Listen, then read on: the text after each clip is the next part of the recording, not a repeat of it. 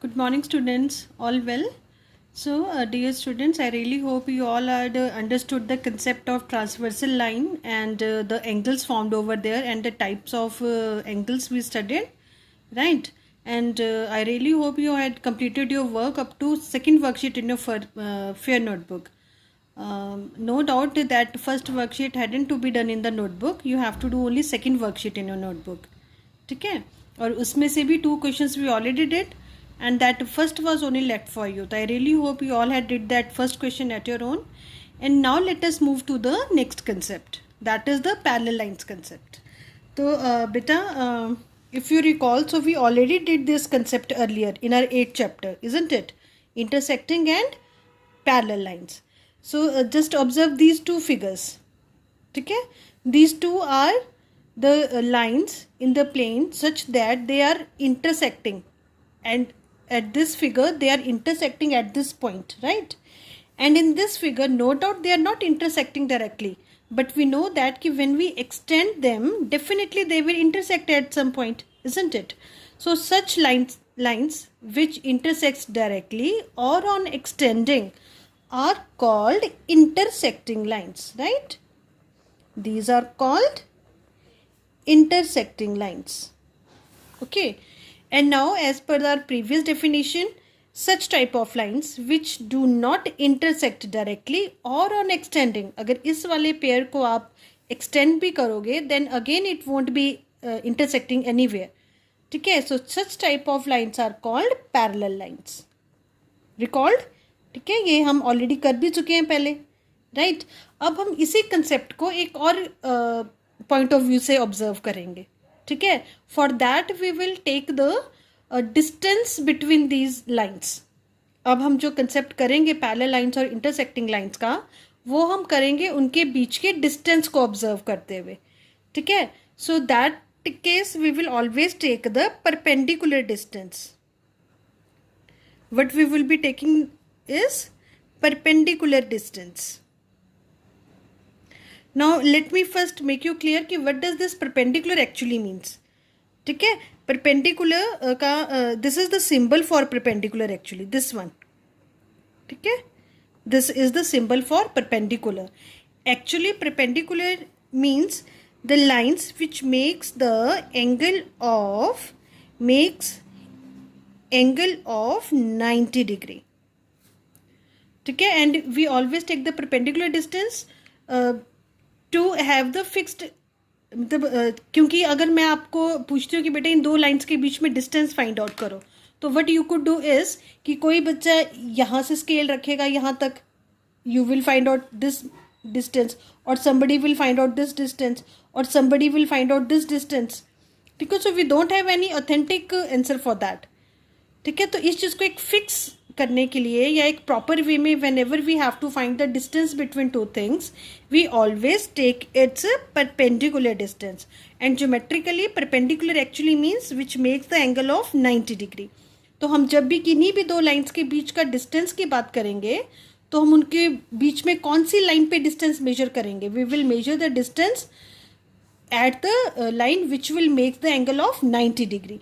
तो यहाँ पे अगर ये वाला लाइन मेरा 90 डिग्री का एंगल बना रहा है, ठीक है, तो जब भी मैं डिस्टेंस की बात करूँगी, मैं कौन से डिस्टेंस की बात करूँगी? हमेशा perpendicular distance between the lines I will talk about. ठीक है, so perpendicular actually means that makes the angle of 90 degree and this is the symbol for perpendicular, right? Similarly we do have the symbol for parallel line also, that I already told you in your previous chapters itself. That is, if this line name is L and this is line M, तो how would we write it down? Symbol में हम इसको कैसे लिखेंगे? We will write it like this. We did this thing in 8th chapter also ना. So this is actually the symbol for parallelity. ठीक है, ये है आपका symbol. Parallel हम कैसे show करते हैं? We show the parallel with this symbol. And this is the symbol for perpendicular, right? So anyways, we were talking about the perpendicular distance between the lines. Now beta, just observe carefully when we have the distance between intersecting lines. ठीक है, अगर हम intersecting lines के perpendicular distance की बात करते हैं, I am drawing this perpendiculars with red pen. ठीक है, and perpendicular means making the angle of 90 degree, right? So when I draw these perpendiculars between two intersecting lines, ठीक है, ये जो रेड लाइन से मैंने ड्रॉ किया है ये क्या है, these are actually my distances, इनका measurement I am talking about, whatever measurement you have, ठीक है, अगर आप स्केल से इनको मेजर करोगे so that will gives you the distance between these two lines, right. Now when you observe these distances for the intersecting lines, what you observe, आप क्या observe करोगे इन्हें देखकर, ठीक है। So basically when you observe the distance between to intersecting line, you can easily observe कि ये जो डिस्टेंस है ये कैसा है, देखो यहाँ पे थोड़ा ज़्यादा, यहाँ पे थोड़ा कम हो गया, यहाँ पे और कम हो गया, है ना, यहाँ पे कम हो गया, यहाँ पे फिर बढ़ गया, यहाँ पे अगेन इट इंक्रीजेस, ठीक है। तो आप जैसे जैसे अपनी लाइन्स के अपार्ट जाते रहोगे, एक्सटेंड करते रहोगे, आपका वो डिस्टेंस बढ़ता रहेगा, और जैसे जैसे आप लाइन्स के नज़दीक आओगे वो कैसा होता रहेगा, कम कम कम कम, एंड इवेंचुअली जो आपका डिस्टेंस है वो क्या हो जा रहा है, ज़ीरो हो जा रहा है। कहाँ पर, the point where your lines are intersecting, you observe this thing, ये सारे क्या है जो मैंने रेड लाइन से बनाए हैं, these all are the perpendicular distances between these two lines, right. और इंटरसेक्टिंग लाइन्स के केस में क्या हो रहा है, ये जो डिस्टेंस है वो सेम नहीं रह रहा है, कहीं पे ज़्यादा कहीं पे कम कहीं पे कम, एंड इवेंचुअली जिस पॉइंट पे वो इंटरसेक्ट कर रही हैं वहाँ पे वो डिस्टेंस क्या हो जा रहा है, ultimately getting zero, right. And now when you observe the same thing for your parallel line case, ठीक है, आप पैरेलल लाइन में अगर ऑब्जर्व करोगे एंड यू जस्ट ड्रॉ, बेटा मैं ये perpendiculars no doubt free hand बना रही हूँ अभी with red pen, but when you do this thing you have to do it with proper scale and pencil, ठीक है। So when we have the distances for the parallel line case, you can easily observe कि if I measure these all distances, ये red line से जो मैंने distance किया आपको observe हो रहा है ना, these are actually the distances between these two lines. So you can easily see कि these all distances, ये मान लो ये हमारा D1 डिस्टेंस है, ये D2 है, ये D3 है, ये D4 है, ये D5 है, this 1 2 3 4 5 are only the suffixes, ठीक है, ये कोई मेजरमेंट नहीं है। मेजरमेंट इन सब का अगर आप देखोगे, when you actually measure these all distances, you can easily see कि these all distances would be same, ठीक है। Let me measure 1 or 2 for you people. So it is approximately 3.3 centimetre के ऑलमोस्ट आ रहा है ये एवरीवेयर, ठीक है। So when you actually do this activity in your notebook also, just draw the parallel lines which are not cutting each other, just took their distances at different points, and just mind that which distance we have to see is perpendicular distance, ठीक है। and perpendicular means the lines which are making the angle of 90 degree। मैंने 90 degree का symbol इसलिए यहाँ पे लगाया हुआ है ताकि आपको ध्यान रहे कि these all lines that drawn with the red pen are actually making the angle of 90 degree, तभी ये perpendicular distance हुआ, ठीक है। so these all distances came out to be same। so in this one more way you can define the parallel lines, that is the parallel lines are the lines whose perpendicular distances remain constant। जो आपका perpendicular distance है parallel lines के बीच में वो हमेशा कैसा होगा, that is always constant, same रहेगा। is it clear? So like this also we can define the parallel lines, right? so I think this new concept is clear to everyone, but it hardly matter कि मतलब जब भी आपको parallel line देखना है you can judge it in both the ways। one of the way is कि whether they are intersecting or not, and one another way could also be you just have the judgment or just measure the distance between those two lines। if that distance keeps on increasing or decreasing, that means that would be the case of intersecting lines, and if those all distances came out to be same, that means that is the case of parallel line, right? so this is all about your sorry, this is all about your perpendicular line case। and one more thing you can judge here is कि these all perpendiculars, ठीक है, ये no doubt ये आपकी high class में ये concept use कर सकते हैं आप लेटर ऑन कि these all perpendiculars on the same lines are parallel to each other. ठीक है, ये चीज़ भी आप यहाँ से रिजल्ट डिड्यूस कर सकते हो, but mainly for your level is only कि परपेंडिकुलर एक्चुअली क्या होता है, the lines which are making the angle of 90 degree. ठीक. And for the parallel line cases this all perpendicular distances are always constant, हमेशा same रहते हैं every point पर, right. And so now let's quickly come to our third worksheet. Worksheet 3. It's really very easy worksheet. Basically पूरा chapter ही आपका बहुत easy है, just figure reading you have to see only there. Transversal देखो, उनके types of angle आपको recognise करने आने चाहिए. And in this worksheet you should recognize the pair of parallel lines, right? So that is actually your first question, where you have to identify the pair of parallel lines here. So I'll just do the two of the figures I think, and then two figures you can do at your own. And beta, again I'm repeating my words ki no doubt I am drawing this figure freehand with pen only, but you will draw these all figures properly with the scale and pencil in your notebook, okay? I just drawing it with pen just to make it more visible. Anyways, so in this figure you can easily see for the parallel lines, isn't it? ठीक है, figure देखते ही we can easily observe कि these two sides are parallel to each other. Now the thing is how to name them. We all know कि line segments are named by using their end points. तो इस वाले line segment का क्या नाम है? It is your line segment AB, right? And this is your line segment ED. And we have to show कि these two are parallel. So you recall the sign of parallelity. So AB is parallel to ED. Like this you have to write down in your notebook, right? So now let us do one more question. Let me be doing D part now.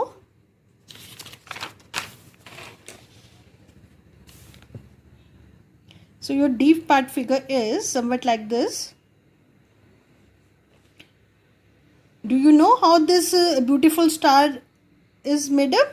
ठीक है, हमने क्या करना है, to equilateral triangles बनाने हैं इस तरह से. ठीक है, एक इस डायरेक्शन में हम बनाएंगे और एक इस डायरेक्शन में बनाएंगे, like this.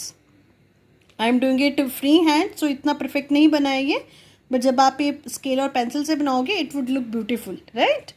So I just drawn two triangles upside down.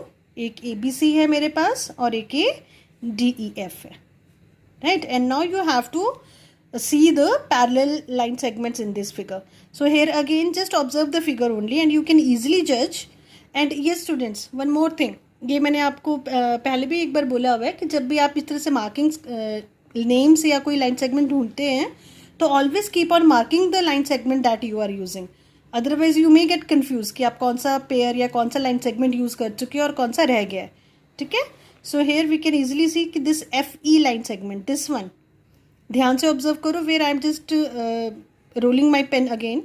This FE is parallel to this BC, isn't it? देखो ये FE और BC जो है वो दूसरे के पैरेलल नज़र आ रहे हैं ना. So one of the pair is FE parallel to BC, right. Now the another pair, this AC, ये देखो ये वाला लाइन सेगमेंट जिस पे अभी मेरा पेन चल रहा है, is getting parallel to this FD, isn't it? So that is my another pair, AC parallel to FD, right? And now the third one is left is, okay, I just forget to mark them, right? And now this one, this AB is getting parallel to this ED, right? नज़र आ रही है ना आपको बेटा, देखो ये बिल्कुल जिस पे मैं दोबारा पेन चलाया था मैंने. ठीक है, so like this you have to search for the pair of parallel line segments in the figure AB parallel to ED, and you have to write down all the pairs like this individually. Line segment named by using its end points, sign of parallelity and the another line segment, right? Okay, now I really hope ki this B and C part you can try to do at your own. Now see your question number 2. Your question number 2, you have to give 3 examples of parallel line from your environment. ठीक है, आपको अपने environment में कहाँ कहाँ parallel lines देखने को मिलती हैं, ऑब्जर्व होती हैं, that you have to write down. ठीक है, सो अभी ये वाला question is quite easy one and we already discuss this things in your previous chapters also. वहाँ पे मैंने वैसे ही आपको कुछ एग्जांपल्स दिए हुए थे. फॉर एग्जांपल अभी तो बिल्कुल सामने ही आपको नज़र आ रही होंगी ये लाइंस. दिख रही हैं आपकी नोटबुक की lines, right. This all are of course parallel. तो ये आप कभी भी आप क्वेश्चन पढ़ते हो या लिखने बैठे हो, सबसे पहले तो आपको यही नज़र आ जाएगा, है ना, कि lines of your notebooks are lines of notebook are parallel to each other, isn't it? Now the next maths. अब maths पढ़ रहे हैं हम. maths में देखते ही सबसे पहले एक हमारे symbol यूज होता है, that is also the parallel sign. See, symbol of equal, है ना. equal to का जो symbol है वो भी कैसा है, parallel line show करता है, right? And after that you can easily observe your notebook, है ना. आप नोटबुक की साइड्स देखो, अपनी टेबल की साइड्स देखो, या ब्लैक बोर्ड की साइड्स देखते हैं आप, ठीक है. But just mention there very carefully कि जैसे हम जब भी किसी बुक या नोटबुक की बात करते हैं, इसकी 4 साइड्स होंगी ना, 1 2 3 and this the 4th one, है ना. पर आपकी पैरेलल कौन सी है, ये ऊपर नीचे वाली पैरेलल है आपस में, इजंट इट. राइट और लेफ्ट वाली आपस में पैरेलल है. ऐसे ही आप ब्लैक बोर्ड, डिस्प्ले बोर्ड, आपकी विंडो, डोर, ठीक है, फ्लोर, किसी की भी आप साइड्स ऑब्जर्व कर सकते हैं. But just make it sure कि कौन सी वाली साइड्स हो रही हैं पैरेलल. सारी साइड्स थोड़ी पैरेलल हैं. ये दोनों साइड्स तो देखो कट रही हैं यहाँ पर, है ना. तो पैरेलल कौन सी साइड्स हैं, these opposite sides are parallel.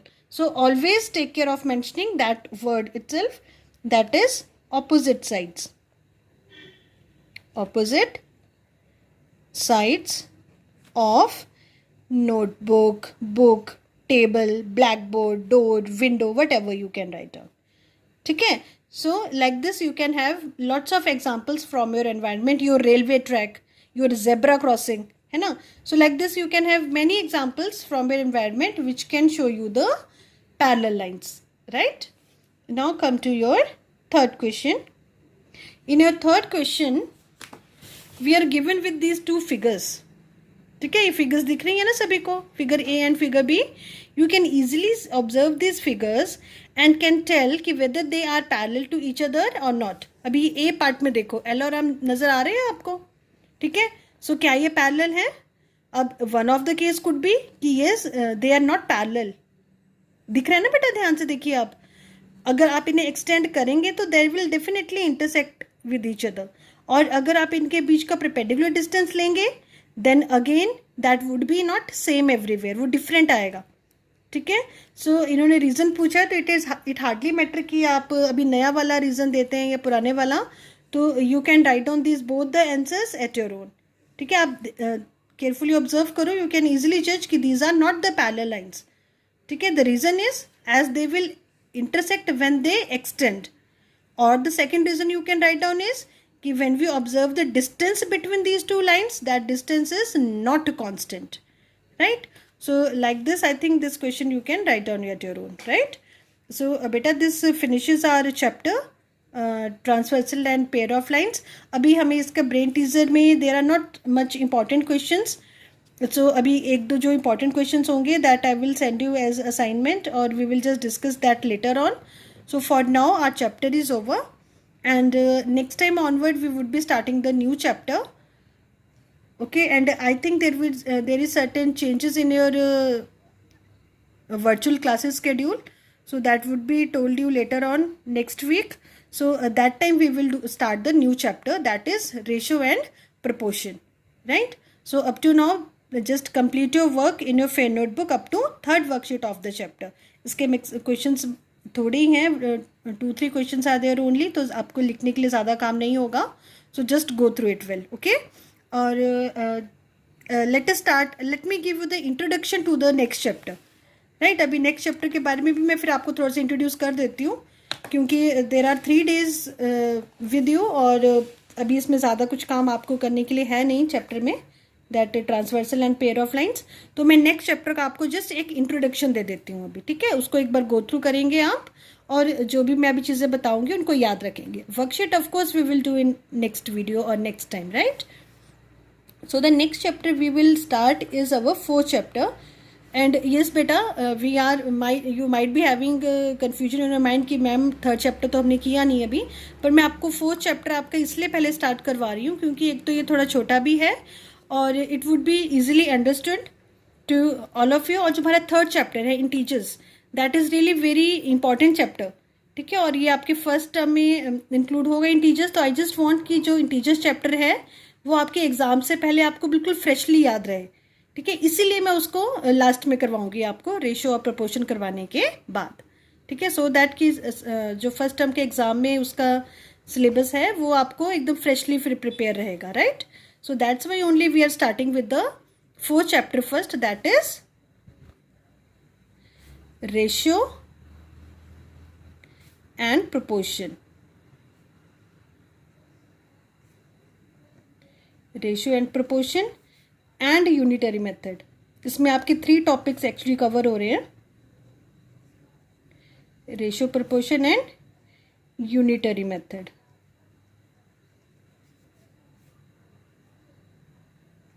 Right. So anyways we will do these all 3 things. एक आपके as the name suggest you would be having 3 concepts in the chapter. One is ratio, another is proportion and the third one is unitary method, ठीक है। तो 1 by 1 हम इन तीनों concept को discuss करेंगे अपने चैप्टर में, of course. So I will just start with the ratio concept, ठीक है। अब एक्चुअल में रेशियो क्या है, राइट। बेटा जब भी हम you already know how to compare the things, ठीक है। For example if I do have these 2 pencils विद मी, राइट। ये 2 पेंसिल्स हैं जैसे मेरे पास, अरे भाई दूर दूर खड़े हो जाओ, like this, okay. So one thing is I have to compare these 2 pencils। इन दोनों पेंसिल्स की अगर मुझे लेंथ कंपेयर करनी है, let me put them on table. अभी कॉपी पे तो पूरा रोल कर रही हैं दोनों pencils, right. Now if I told you or I ask you to compare these 2 pencils, the length of these 2 pencils especially, तो you can easily judge it from your observation, है ना। कोई हमें मेजर नहीं करना है, कोई मैथमेटिकल कंसेप्ट नहीं यूज़ करना है, देख कर ही हम इजीली बता सकते हैं कि ये ग्रीन वाला जो पेंसिल है वो येलो पेंसिल से लंबा है, बड़ा है, ठीक है। और on the same way you can say कि येलो पेंसिल ग्रीन पेंसिल से छोटा है, right. And one of the method could be कि I just measure these 2 pencils with my scale, है ना। अगर मैं इन पेंसिल्स को अपने स्केल से मेजर करती हूँ और फिर मैं उसका नंबर ऑब्जर्व करूँगी, right.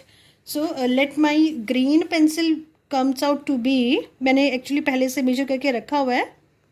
So let my green pencil is of 16 centimeter, right. And my yellow pencil measures 14 centimeter, right.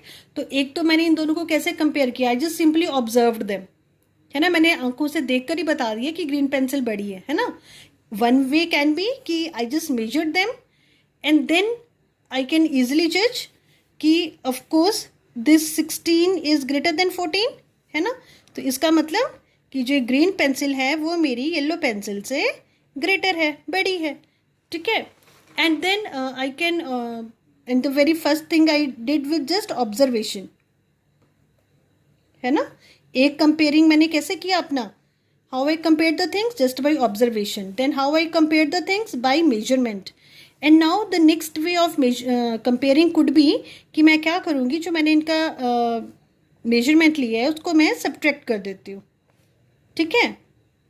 And now I can easily से कि ग्रीन पेंसिल जो है वो येलो पेंसिल से 2 centimeter ज़्यादा बड़ी है, और आई कैन से इज़ कि जो मेरी येलो पेंसिल है वो ग्रीन पेंसिल से 2 centimeter छोटी है, ठीक है। सो कंपेयर करने के मेरे पास क्या क्या, what I am actually doing is I am just comparing the things, ठीक है। तो जब मैं चीज़ें कंपेयर कर रही हूँ, one I can do it with just simple observation, मैं केवल आंखों से देख कर भी चीज़ें कंपेयर करती हूँ, है ना। One I can do with measurement, right. What I did here is I just took the measurement of the thing which I am comparing, ठीक है। then one of the way could be I just find out the difference of the things, है ना। उन दोनों चीज़ों का मैंने difference निकाल लिया, उनको सब्ट्रैक्ट करके I find out the difference, और डिफरेंस के थ्रू भी आई कैन कंपेयर कि हाँ ग्रीन पेंसिल 2 centimeter बड़ा है या येलो पेंसिल 2 centimeter छोटा है, right. And now my third and very important thing, I can also compare the thing by division also, ठीक है, मैं इनको डिवीजन के थ्रू भी कंपेयर कर सकती हूँ. What I will do is, अगर मैं येलो, बेटा अब इस चीज़ को ध्यान से ऑब्जर्व करना है ना, अगर मैं येलो टू ग्रीन पेंसिल का ऑब्जर्वेशन कर रही हूँ, ठीक है, उनको कंपेयर कर रही हूँ, तो मैं येलो पेंसिल की लेंथ को लिखूँगी पहले like this, right, and then I will write down the green pencils measurement like this. ठीक है, उसके बाद of course our units get cancel because they are having the same unit. ठीक है, and then I will bring down the numbers in their lowest form also. So by 2 I can do its cutting, and what I eventually have is 7/8. ठीक है, ये था मेरा method to compare these things in division. अब ये है आपका concept of ratio. यहाँ से आपका रेशियो का कंसेप्ट स्टार्ट हो जाता है. ठीक है, so basically what is ratio? Ratio is simply the way of comparing the things. How? Bye division method. ठीक है, सो हम जब भी किन्हीं दो चीज़ों को डिवीजन मेथड से कंपेयर करते हैं, दैट गिव्स इट्स रेशियो. ठीक है, अब हम ये तो हमारे फ्रैक्शन में आ रहे हैं ना, मैं अभी आपको थोड़ा सा और बताती हूँ इसके बाद. So I will write it down like this, 7/8. So this is the ratio of yellow pencil to green pencil. ठीक है, now just observe few of the more new things for you. Ratio में I read it as ratio 7:8. How I will read this ratio? 7:8. Yes, 7/8. Right? यहाँ पे जो हमारी ये first this ratio में मेरे पास 2 नंबर्स है ना, you can easily see. So here जो हमारा न्यूमरेटर है वो क्या बना रहा है? वो बना रहा है मेरा फर्स्ट टर्म, और जो डिनोमिनेटर है वो क्या बना रहा है मेरी? वो बना रहा है मेरी second term. Right, now this first term is also called antecedent.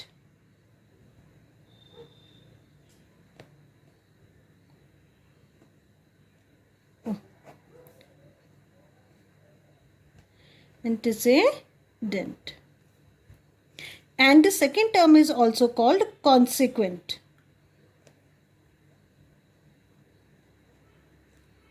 Is it clear? Right? So just observe it once again. Ratio क्या है? Basically ratio is only the way of comparing the things.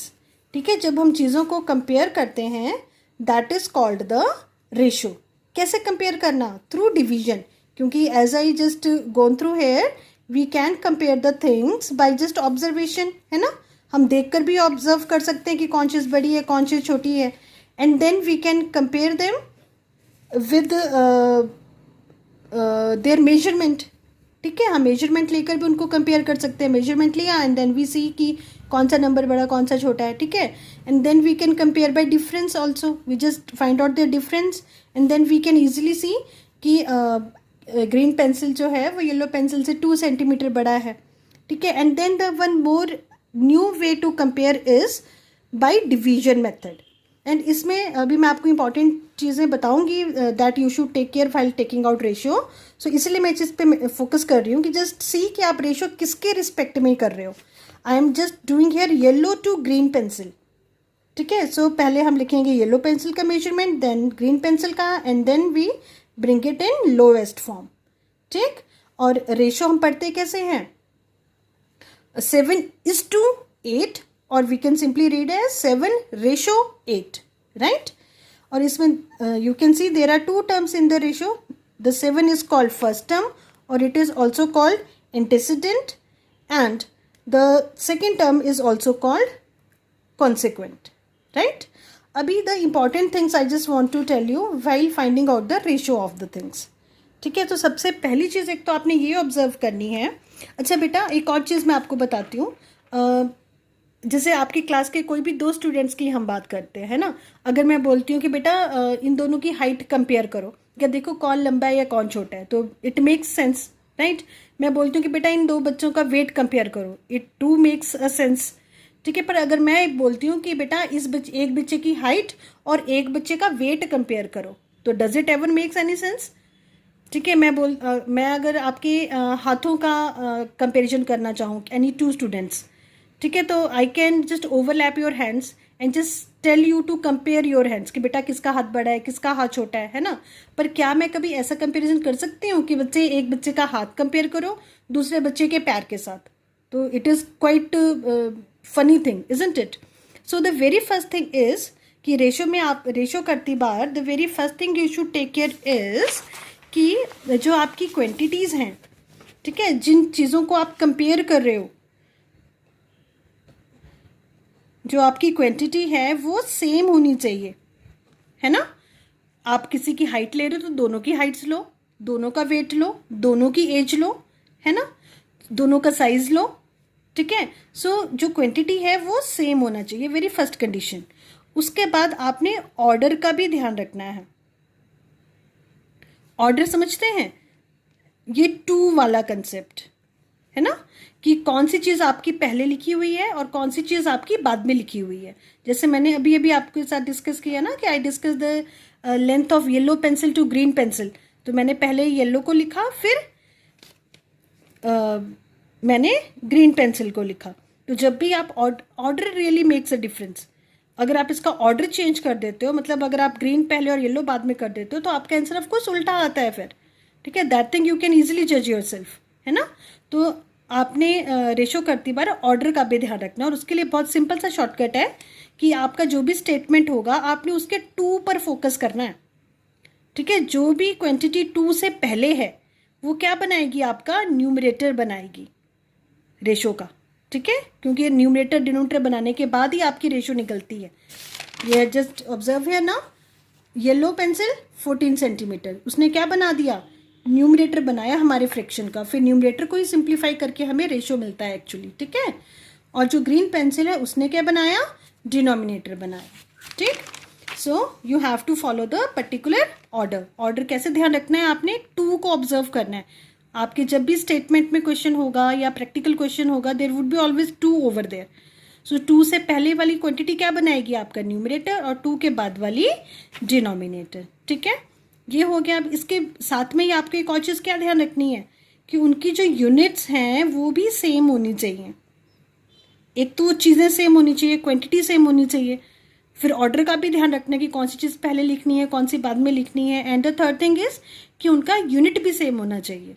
ऐसा नहीं है कि आप किसी का wait KG में ले लो और दूसरे बच्चे का वेट बेचारा ग्राम्स में ले लो, वो तो वैसे ही शर्मिंदा हो जाएगा।